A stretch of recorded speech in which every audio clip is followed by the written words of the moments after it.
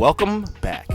Welcome back to the Road Trip Kingdom Builders and Road Trippers. My Akim, right, and my Akatim, brothers and sisters, mothers and fathers, aunties and uncles, grandmas and grandpas, everybody in the house, in-laws. That's right, man. Shalom, shalom, peace and blessings. What kind of peace? The sweetest peace, right, from the Ruach HaKodesh, right? The sweetest peace for you, your homes, your dwelling places, where you stay at, where you live, where you lay your head, for your loved ones, your friends, your children, of course, and those pets, man. The little fur babies that we love so much. That's part of our family too, ain't it right? Yes, it is. All right. Hallelujah. Hallelujah. Yahawah. That's right, man. All praises to the Most High. And shalom to all y'all out there, man. Thank you for being back here on the road trip. Let's dip in. All right. All praises, honor, and glory to the Most High, Abba Yahawah, Bahashem, through YAHAWASHI, right? Bahashem, through YAHAWASHI, Ruach HaKodesh, and the Ruach, man, right? The overseer, the son, the king, and the priest, man, the dove, the comforter, and the indweller. And my love and my respect to each and every single one of y'all, man. I love y'all road trippers, kingdom builders, man. Kingdom builders is really what y'all are, bro. That's why I say it, bro. Kingdom building, man. Every single day. We don't take days off, man. Right? Do the work for the Most High. We rest on Shabbat. But there's lessons to be learned on that. And hey, didn't they go to the synagogue on the Shabbat? So there was still teaching getting done outside of that. That's not work. That's putting in, that's being obedient. All right. So if you got a lesson plan on Shabbat, there's nothing wrong with doing that. That's not work, bro. They went to the synagogue on the Shabbat. Somebody was teaching something. Huh? All right. We're dipped up. We're washed in. Bathed in water. Bathed in fire, man. All right. So what are we doing? We're about to read. We're back here in the works of Flavius Josephus, the Jewish Antiquities of the Yahudim. This is going to be book number 6, chapter 10. Saul envies David for his glorious success and takes an occasion of entrapping him from the promise he made him of giving him his daughter in marriage, but this upon condition of his bringing him 600 heads of the Philistines, which we know to be foreskins. He was chopping off some crotches, okay? And that's what happened. All right. And he brought him the quota too. So no further ado. If you have these scrolls available to you, whether you have the hard copies or your blue screening, I would love to have you read with your Ak, all right? And my brother Zakaria found out that this was, he had the online version when I was reading this, and we did it line for line for a full chapter. Everything lined up good. So if you're reading online, you're getting it too, okay? So, no further ado, ladies and gentlemen, and fellas in the back, I need you to sit down. We're about to start reading. Chapter 10, let's begin. Hallelujah, Yahawah. All praises to the Most High. Let's go, Selah.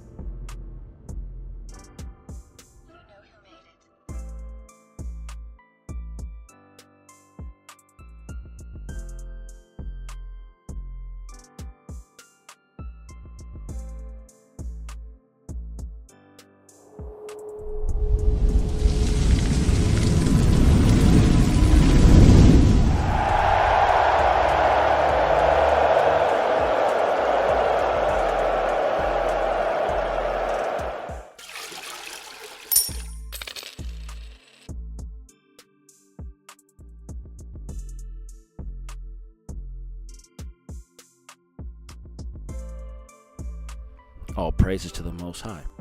Section 1, and it reads, Now the women, Salake, were in occasion of Saul's envy and hatred to David, for they came to meet their victorious army with cymbals and drums, and all demonstrations of joy, and sang thus. The wives said that Saul had killed his many thousands of the Philistines.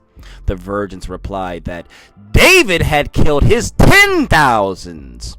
Now, when the king heard them singing thus, and that he had himself the smallest share in their commendations, oh man, he was pissed off.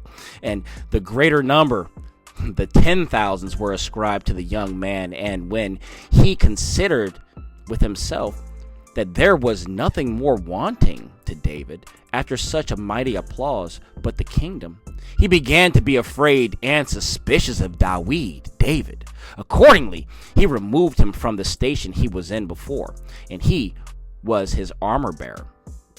He was, right, until now, which out of fear seemed to him such too near a station for him. I don't want him too close to me. He might kill me and take my place. The people already got his back. Let's continue.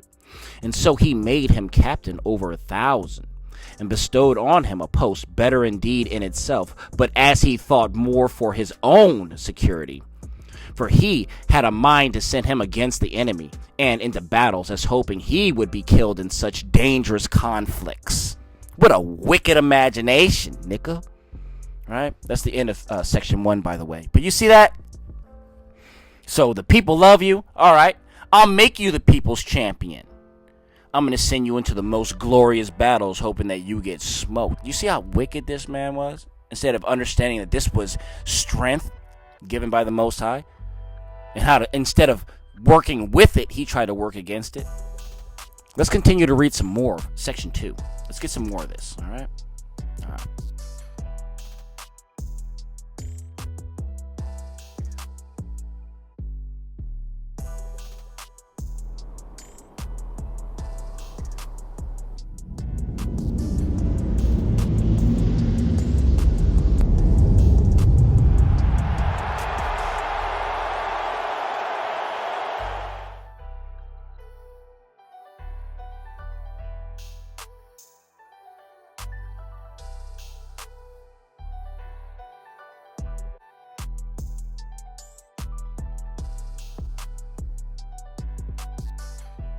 All right.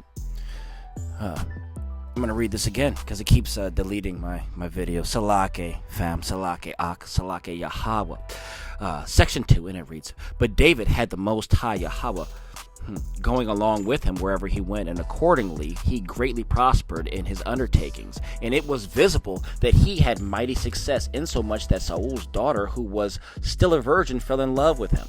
And her affection so far prevailed over her that it could not be concealed, and her father became acquainted with it. Now Saul heard this gladly, as intending to make it use of it for a snare against David, and he hoped that it would prove the cause of destruction and of hazard to him. So he told those that informed him of this daughter's affection that he would willingly give David the virgin in marriage, and said, I engage myself to marry my daughter to him, if he will bring me 600 heads of my enemies. We know those are foreskins. Supposing that when a reward so ample was proposed to him, and when he should aim to get him great glory by undertaking a thing so dangerous and incredible, he would immediately set about it, and so perish by the Philistines. And my design about him will succeed finally to my mind, for I shall be freed from him and get him killed, not by myself, but by another man. So he gave order to his servants to try how David would relish this proposal of marrying the damsel. Accordingly, they began to speak thus to him, that King Saul loved him, as well as did all the people, and that he was desirous of his affinity by the marriage of the damsel. To which he gave this answer, Seems it to you a light thing to be made the king's son-in-law? It does not seem so to me, especially when I am one of the family that is low, and without any glorious honor. Now when Saul was informed by his servants what the answer David had made, he said, Tell him that I do not want any money nor dowry from him, which would be rather to set my daughter to sale than to give her in marriage. But I desire only such a son-in-law as has in him fortitude and all other kinds of virtue, of which he saw David was possessed. Yeah, you got plenty of virtue in you, boy. He's a righteous boy, man. Dapper dandy knuckle. And that his desire was to receive of him, on account of his marrying his daughter, neither gold nor silver, nor that he should bring such wealth out of his father's house, but only some revenge on the Philistines, and indeed 600 of their heads, than which a more desirable or a more glorious present could not be brought him. And that he had much rather obtain this than any of the accustomed dowries for his daughter, that she should be married to a man of that character, and to one who had a testimony as having conquered his enemies. Oh man, that's what he wants. He's trying to set my boy up.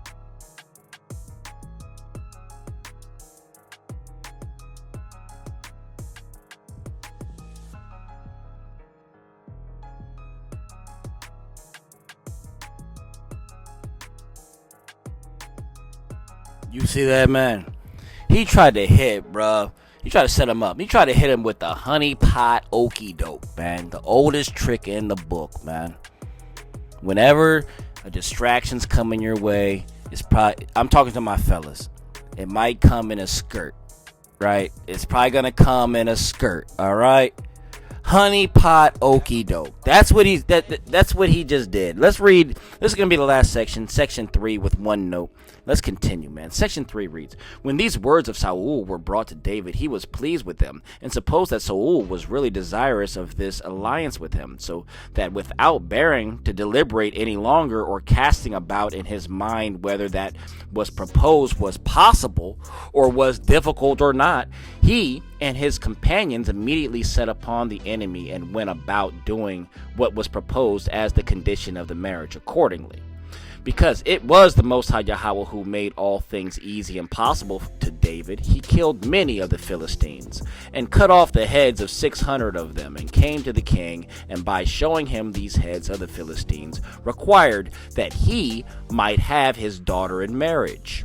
Accordingly, Saul, having no way of getting out of this engagement, as thinking it was a base thing either to seem a liar when he promised him this marriage, or to appear to have acted treacherously by him, and putting him upon what was in a manner impossible.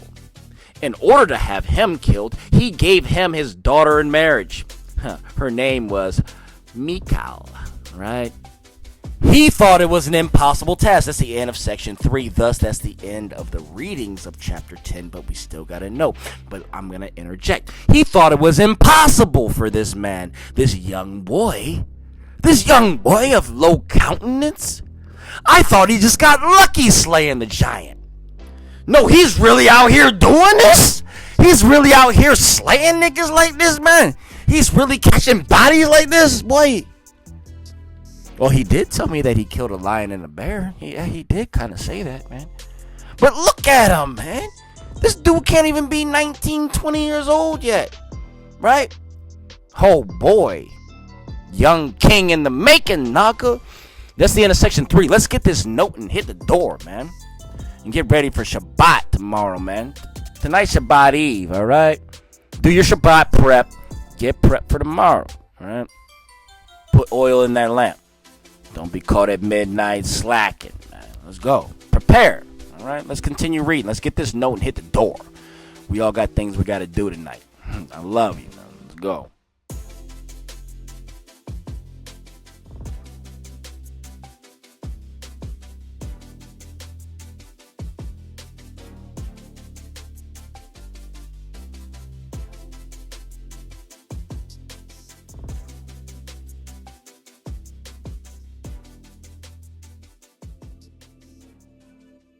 All right, man. Chapter 10. One note, and it reads, man. Point.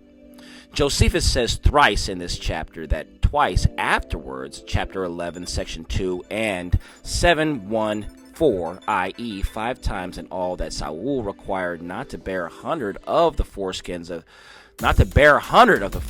the Philistines, but 600 of their heads. See that? The Septuagint have 100 foreskins, but the Iraq and the Arabia 200. Now, that these were not foreskins with our other copies, but heads with Josephus's copy seems something probable from 1 Samuel 29 and 4, where all copies say that it was with the heads of such Philistines that David might reconcile himself to this matter, Saul. But we know it to be foreskins. So there's a contradiction going on here. And now I got some homework for the Mishpachah. If anyone can go out here and refute or prove whether it's foreskins or heads, hey man, edification to the nation. And if you can prove it and put it in the chat and give me some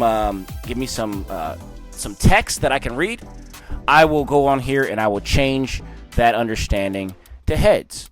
But until then, I thought it was foreskins. But hey, all praise to the Most High. But thank you. That was the end of that point. That's the end of the notes. And let's get ready to close out. All right. I love you, man. Selah. All praise to the Most High. Shalom.